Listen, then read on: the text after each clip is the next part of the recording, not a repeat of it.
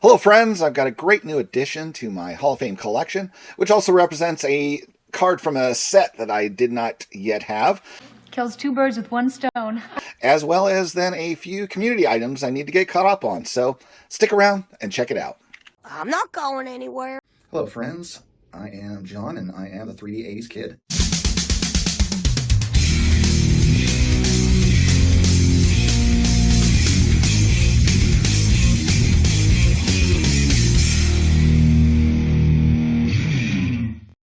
Today is a great day to talk about baseball cards, and to start things off, good old Bradley Claus happened to visit Oregon this year. There we go. Brad 8671 has been so generous to the card community. That's an understatement. And he added me to his list this year, and I feel very grateful. Thank you so much, Brad, for adding me to your Christmas list and just out of the blue sending us all these packages of great things to hit our PC. So let's see what I got. I've already sliced off the top. And here we go. Merry Christmas, John. I have this pack. Hope this package finds you well. Here are just a few things I thought you'd like for the PC. Take care, your friend, Brad. Brad 8671. There we go.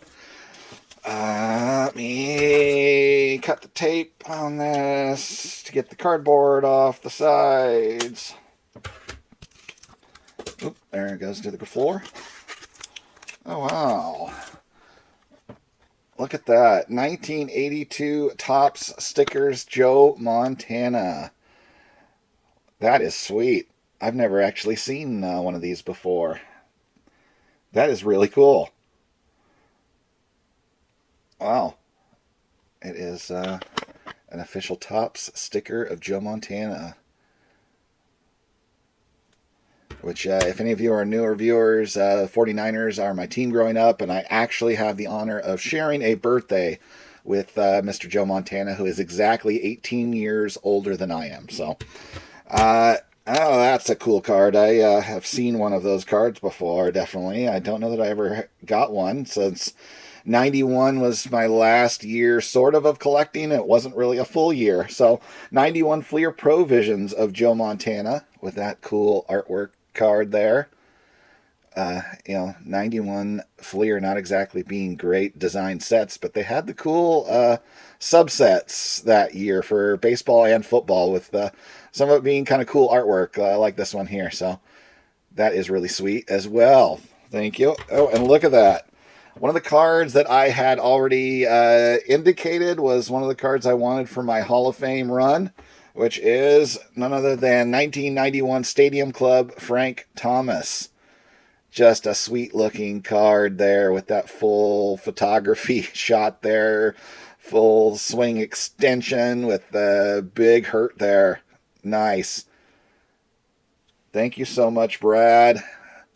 The cool back on these with their rookie card shown, at least there with the Topps rookie card version, name on front version at least. That is awesome, Brad. You were so thoughtful with all these gifts, hitting my Niner collection as well as then also my primary project both. So just amazing, Brad. You're a community gem. So thank you once again. So thanks, Brad. All right, so moving on with some more community items. You'll notice the new shirt I'm sporting. This would happen to be 1941 play ball design from Mr. Scott, Reindeer Studios, who I finally got off my butt and actually placed an order with him. Finally, about damn time. It had been dragging out way too long, way overdue. Sorry, Scott. I know you're my best friend, and I should have hit you up sooner, but it finally got me off my butt because of this card right here that I also included in my order. Ladies and gentlemen, Mr. Dale Murphy. The limited edition, copy of the marker doodle he made of Dale Murphy, which I ended up getting here number 15 out of 25. The moment I watched that video, I instantly went and placed an order in your store. That very second, I wanted to be one of those 25 people to get this card. So, once again, newer viewers, this would be the guy that was my childhood hero. I had the classic white bordered Sports Illustrated made poster of him in the place of honor over my bed throughout my childhood. I was a TBS Superstation kid who became the Braves fan, even though I lived, when I first started being a Braves fan, only, I think, 10 or 15 miles away from Candlestick Park on the southern peninsula of the Bay Area. But I was a Braves fan, so couldn't miss out on this. So thank you, Scott. And this T-shirt is great quality shirts here. So if you have not gone to Scott's Etsy store and ordered anything, highly recommended. He uses good quality T-shirts here and has some really cool designs. So recommend checking it out. But continuing on with community, I was recently shouted out in a video by Hodges 1455, who had also gotten one of these cards and shouted me out. This would be the card that he thinks he thought of me as the YouTuber associated with this card here, which is awfully fitting since it's what got me to place the order with Scott. So on that note, here's a card I actually acquired in the last couple months. Not sure exactly when with my hiatus that occurred there of making videos, but I got none other than a 1955 Gil Hodges Bowman card here. Hence the Hodges wore number 14. And this would be the 55 season in which the Dodgers won their first World Series, defeating those Yankees finally, who they kept losing to. Hence the name Hodges 1455. And while we're at it, why don't we take a quick peek at what the Hall of Fame has to say about Mr. Gil Hodges here. Gilbert Ray Hodges was born on April 4th, 1924 in Princeton, Indiana. Gil debuted as a Brooklyn Dodger in 1943, but after appearing in just a single game, he was sent to the Pacific to fight in World War II, earning a Bronze Star. Upon his return to the big leagues in 1947, Gil established himself as one of the most prolific power hitters in the game, as well as one of the top defensive first basemen. In 1962, he was a member of the inaugural New York Mets team, clubbing the first home run in franchise history. There's a drive deep to left field. This one could go all the way. Minoso struck by the ball.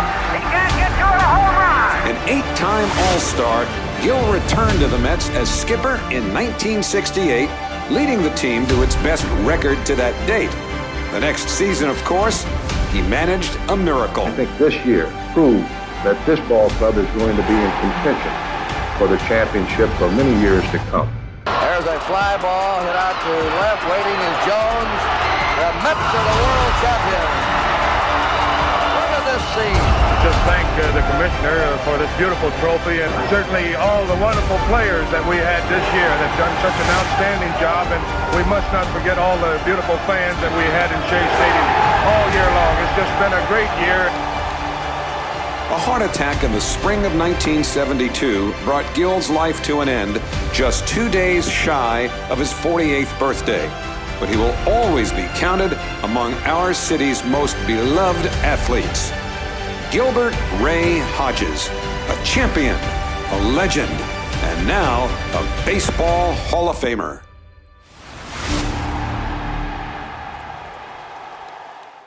Another community member that inspired me to have an actual response to him was none other than Ricky Hicks, who did a video in which he was talking about the subject of buying the card, not the grade, and was showing us some gorgeous cards that had low number grades, including the highlight to me, which was a 1956 Jackie Robinson card in a 1 that had just the ever slightest of back damage with light paper loss / just sort of rubbing off of some of the print.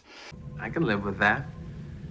And it was barely anything, and the card was absolutely gorgeous. So that's one of those cases where I talk about where I am absolutely looking for a bargain where it's going to look gorgeous on the front and something like that on the back. I don't care about that number. I'm going to take that bargain all day, every day, twice on Sunday. So I have my own example of a recent pickup now that hits my Hall of Fame player run, and that would be this 1948 Bowman Enos Slaughter. And as you can see from that front, that looks like a nice card. I mean, looking at that front, I would guess a 3 or a 4 grade, somewhere in that range. And it's got the one, thanks to little bits of similar sort of rubbing off of the paper on the back. Very similar to that 56 Jackie that Ricky has. So once again, I will take this all day because, I've been eyeing this card, guessing I was going to probably buy it in like a 3 grade, and it was going to cost me somewhere $100-ish, somewhere in that range. And when this one popped up, I got notified, all my eBay searches that are constantly there give me a little screen notification when something new pops up. I went on there and it was a buy it now of this card for $39.99, and I could not click purchase fast enough once I zoomed in and looked at how the card looked. And there we go. So an addition to my wall for only $39.99. What a savings. I guess let's take a look at what the Hall of Fame has to say about Mr. Enos Country Slaughter. In 1936 at Columbus, Georgia, after being rebuked by manager Eddie Dyer, Enos Slaughter vowed never to loaf on a ball field again. His newfound commitment made him one of the game's greatest hustlers. Nicknamed Country, Slaughter used a flat, level swing to become a consistent 300 batter and an outstanding contact hitter in clutch situations. He achieved instantaneous fame for his mad dash home from first base on Harry Walker's double, which won the 1946 World Series for the Cardinals over the Red Sox. Enos Slaughter was elected to the Baseball Hall of Fame in 1985. All right, so now the big main event card that I added recently was a purchase from Don Field of Dreams, who made another one of videos where he had a whole bunch of cards to list, and this would be case number 2 for me, where watching YouTube gets expensive. If you recall from my past history, this guy right there, my 53 Satchel Paige, I purchased directly from the person who made the video, offering it up the moment I saw it. And this one was the same case, where the card just looked gorgeous. I made him an offer, and he took it, and I am ecstatic, because it is also my first card from the set. And circling everything back around, it is from 41 Play Ball. This shirt that I got from Scott matches up, and he's terrifying. He planned everything. It is Charlie Gehringer. Man, Don picks beautiful cards. Every card I have purchased thus far from Don has been gorgeous. It's a few other cards here on my wall are past purchases from him, but man, this one, the color, the centering is just, it's a gorgeous copy in a 4 grade here, which, if you're wondering, my final negotiated price with him on this one was $200. So, which, well, actually, it was my first offer, and he just said yes. Made him an offer he couldn't refuse. So, Charlie Gehringer is now been added to my wall. Previously I did have a copy that I had gotten in trade with Chris from Missouri of a 34 Gowdy, which I just wasn't a big fan ultimately of the pose, the shot on that one. But this one is really nice.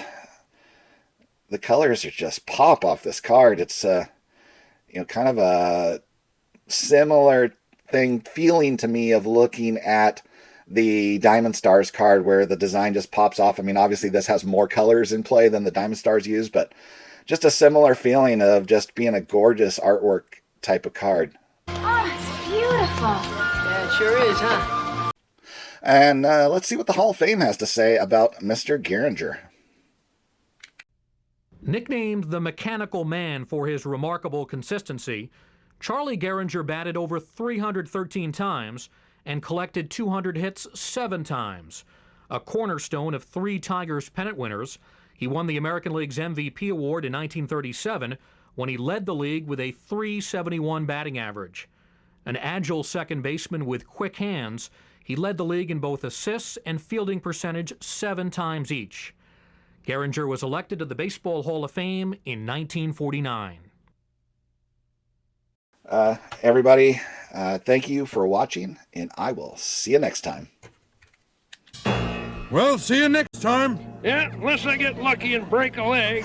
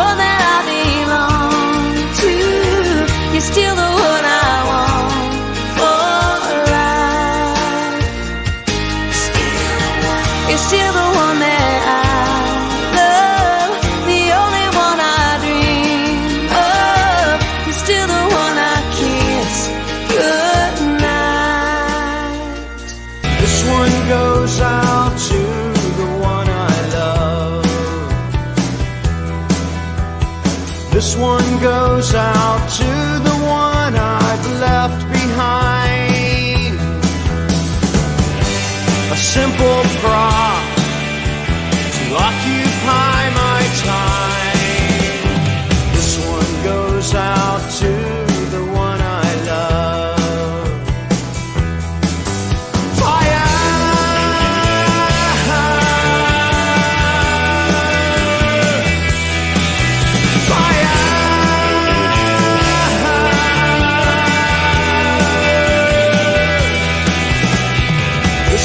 Goes out to the one I love. One love, one blood, one life. You got to do what you should. One life with each other, sisters, brothers. One life, but we're not the same. Carry each other, carry each other.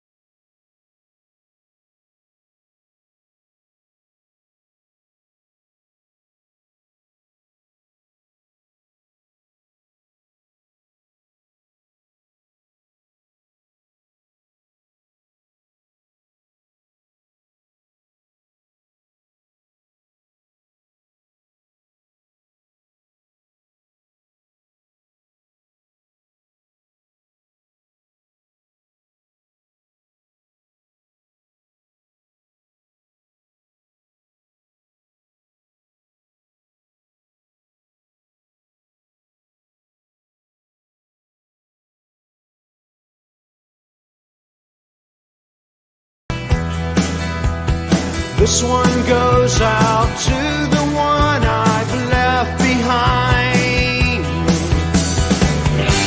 A simple prop to occupy my time.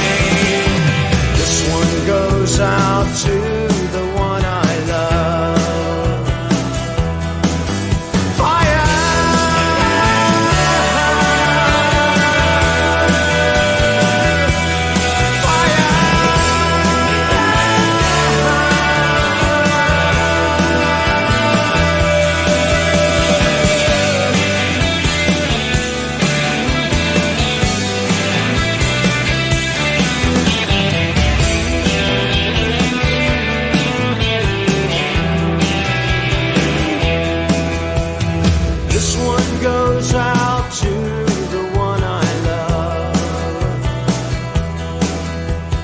This one goes out to the one I've left behind.